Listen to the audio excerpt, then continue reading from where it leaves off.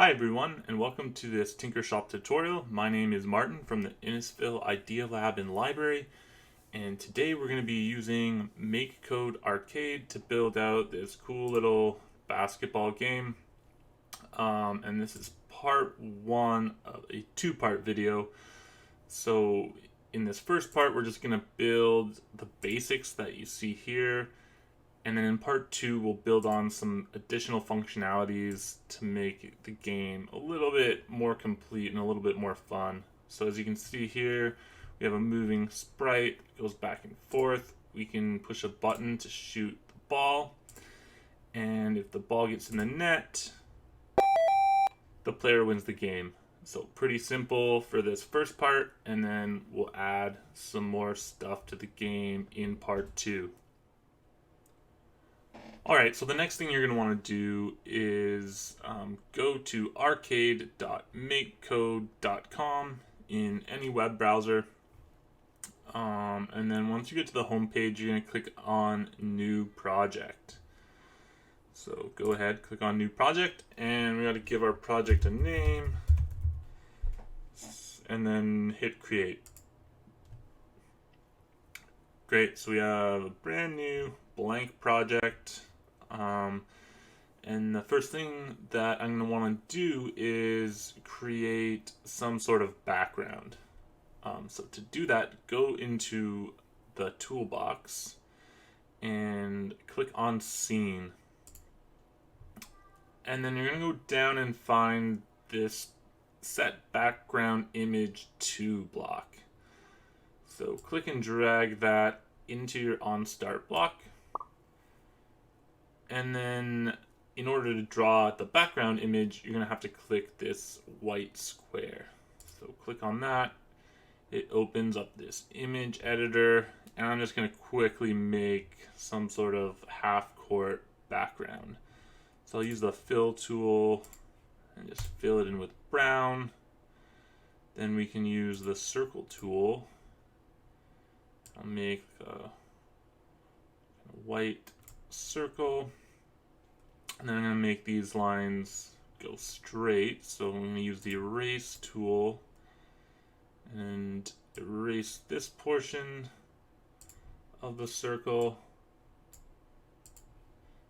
fill that back in with brown, and then I'll just use this line tool to make this line white, just like that.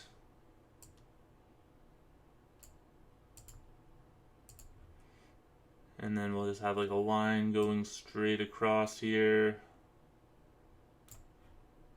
Something like that. That's good enough. I don't want to spend too much time on this, but you can make whatever background that you want. So when you're happy with what you have, go ahead and click Done. And then our background should show up in our simulator. That's great. And then the next thing that we're going to want to do is create our playable character, or our sprite, as it's called in MakeCode Arcade. So you're going to go into the toolbox and click on Sprites, and just grab this first block, Set My Sprite to. So click and drag that underneath the background block, and similar to the background image block, you can click this white square and draw your sprite in the image editor. And to save time, I'm actually gonna, instead of drawing my own, I'm gonna, at the top here, click Gallery. And I'm just gonna pick an image, pre-made image from the library. So we'll just do this one here. Good enough. Click Done. And now we have a new sprite represented by the image we selected. And your sprites can have certain kinds of sprites. So in this case, this sprite is a player. You can make projectiles, food, enemies, or add any kind of sprite that you want. It's just a way to kind of categorize them. So we'll just leave that like it is. The next thing, you'll notice that our sprite just appears in the middle of our screen by default. So the next thing we want to do is set our sprite position. So if you looked at the beginning of the video, you can see we want our sprite moving across the bottom. So we're going to go back into the sprite block category. And under physics, grab this first block that says set my sprite position to, click on that and drag it underneath the last block. And you can see this block lets you give two number values for x and y. Now, the x coordinate refers to the horizontal positioning of your sprite, and the y represents the vertical positioning on the screen. And so you can see by default they're set to 0, 0, and you can see that positions our sprite at the top left hand corner of our screen. So we're going to want to change these values to position the sprite at the bottom. So if we click inside the x value, we can actually type in a number. So if I type in like 20, let's just see what happens. It moves our sprite 20 pixels to the right. And you can play around with these and try to figure out where like that bottom is, or when you click inside here, you can use this coordinate picker, and that lets you just click anywhere on the screen. So we'll try and get it kind of close to the center in the bottom. And you can see our sprite is now at the bottom of our screen. So that's great. The next thing we're going to want to do is get our sprite moving, and we want it to move side to side. So go back into the sprites category and find this set my sprite velocity block. And similar to the position block that has an x and a y value, the velocity block has a vx and vy. And this basically means the pixels per second the sprite is moving horizontally, and the pixels per second that the sprite is moving vertically. So right now, with the vx and vy both set to 50, when we run our simulator, you can see our sprite just moves kind of a little to the right and a little down and just goes off the screen. So we're going to want to correct these values so that the sprite just moves side to side. So we don't want it moving up and down at all, so let's go ahead and we'll click in the vy value and just type in 0 and then hit enter. And we should notice now if we run the simulation, great, our sprite just moves sideways, but it doesn't move, it just kind of goes off the screen. And so we want to stop it from moving off the screen and actually bounce off the wall. So there's a couple blocks we can use, actually one more block we can use, I think, to accomplish that. So under sprites, go down to, let's see, under effects, and find this block, set my sprite to stay on screen. Grab that and drag it underneath the rest of your code. And let's see what happens. Okay, so our sprite still moved off screen. And that actually makes sense because you can see on this block it has this on-off switch and it defaults to off. So let's click that, change it to on. So stay on screen set to on, and you can see our sprite moves sideways and it stays on the screen, so it can't, when it reaches the edge, it can't go any further. That's mostly good, but we want it to bounce off and start going the other way. And you'll notice this block where it says stay on screen, it's actually a drop down. If we click that, we get a bunch of other options. And so if you find this one, bounce on wall, we're going to click that. And that should keep our sprite on the screen and make it so it bounces on the walls when it hits them. So great, we now have a sprite that moves side to side and stays on the screen. The next part, we're going to want to make our actual basketball net. Alright, so you might be wondering why we didn't just draw in our basketball net with our background image. And the reason being that we need to be able to detect when the player throws the ball, when that ball actually makes contact with the net or not, so we can tell if the player scored. So it's just a lot easier to do that if we create our basketball net as its own sprite. We can really easily detect when different kinds of sprites make contact with each other. So let's go into sprites in the toolbox and click under create, set my sprite to, and drag that underneath the rest of our code. And this creates a new sprite called my sprite 2. Now, this isn't very descriptive, and this can get a little bit confusing if we have a lot of sprites and they're just called my sprite 1, 2, 3, blah, blah, blah. So we're going to click on this and click rename variable. And let's just type in something more descriptive. So net. So for our basketball net, it's going to be called net.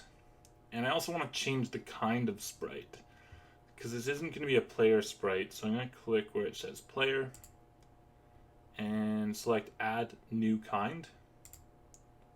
And this new kind of sprite will just be called hoop. Alright, so last thing we want to do is actually create the basketball net sprite. So we're going to click on this white square, and I'm just going to use the circle tool to make a hoop, something like that. And then we'll just use kind of white lines as our netting. Nothing too fancy.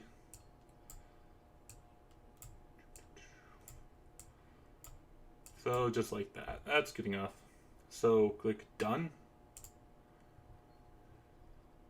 And you can see we now have our basketball net, but it's just right in the middle of the screen. So just like we did for our player sprite, we have to select the initial position for our net sprite. So under sprites and physics, drag the set my sprite position to block right underneath,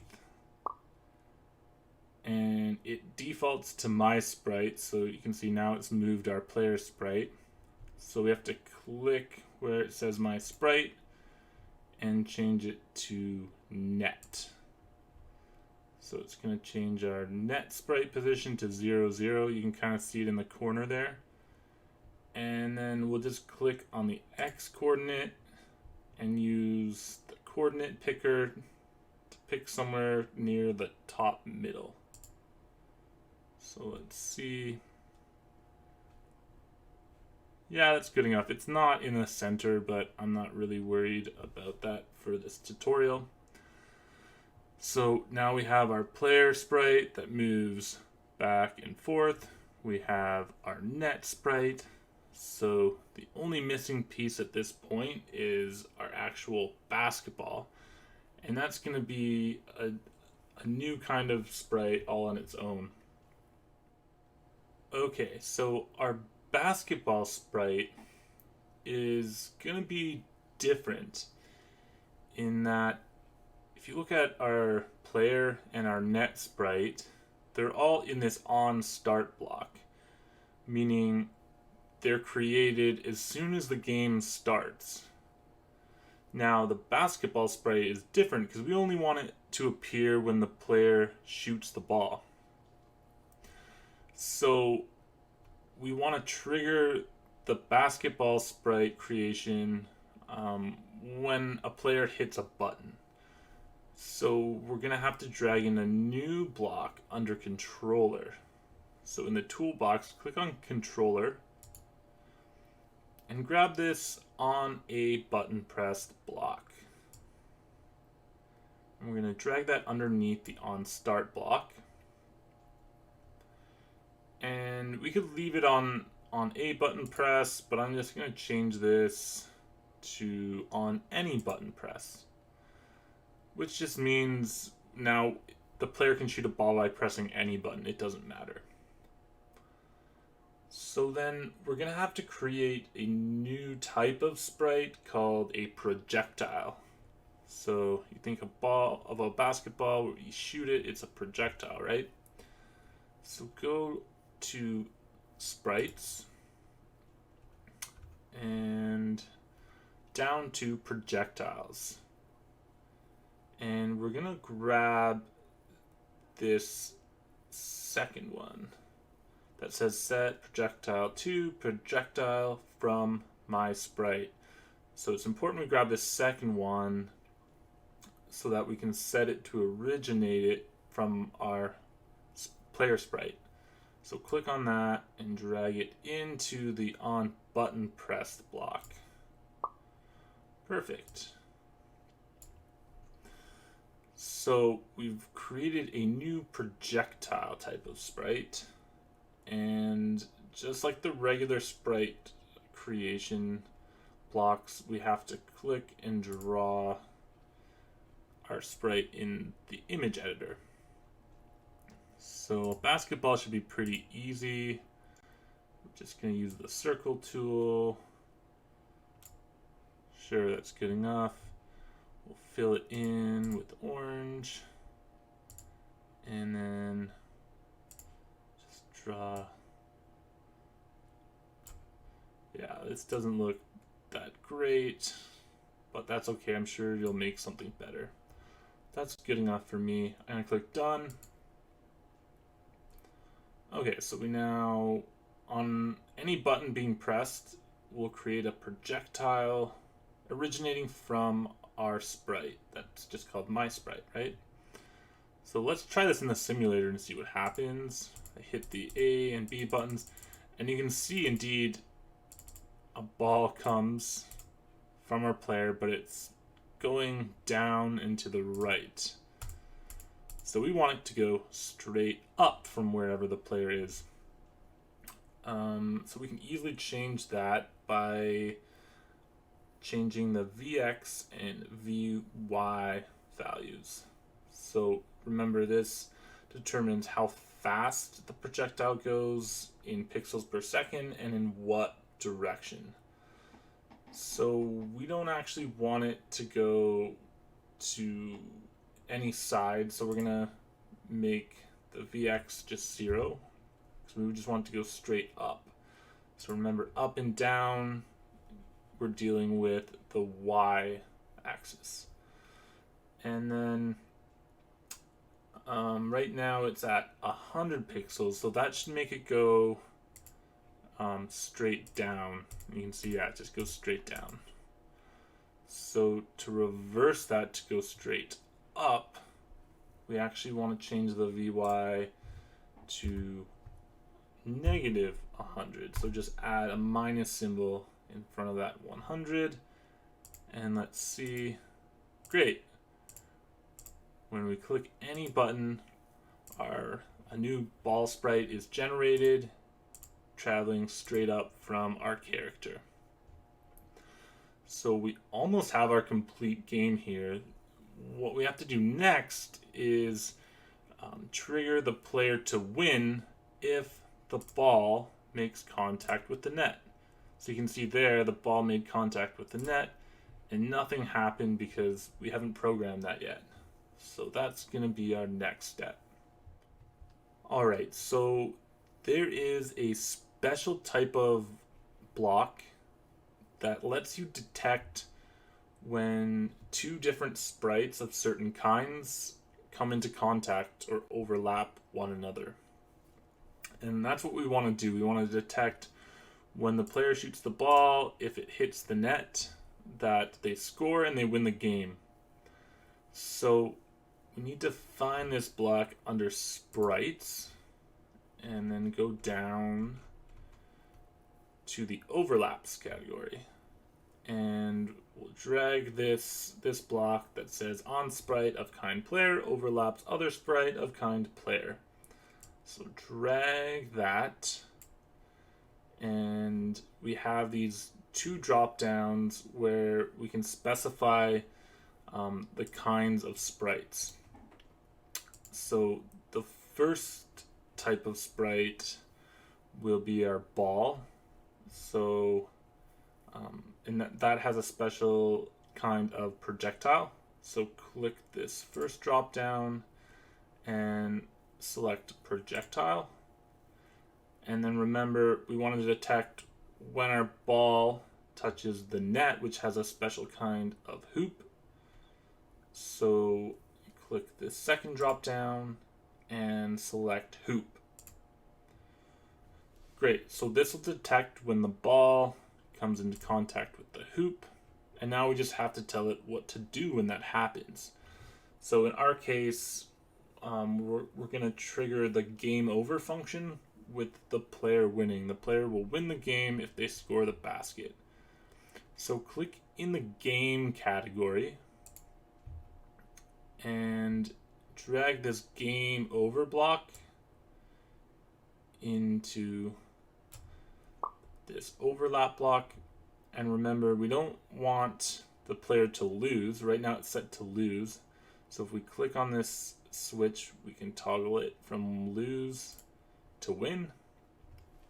So now if the player shoots the ball and the ball overlaps our basketball net, it should trigger the game over function with the player winning. So let's give this a try. Shoot the ball. If I miss, nothing happens. But if the ball touches the net, we score and we win the game. So let's try that one more time. We miss, nothing happens. If we get it in, we win the game.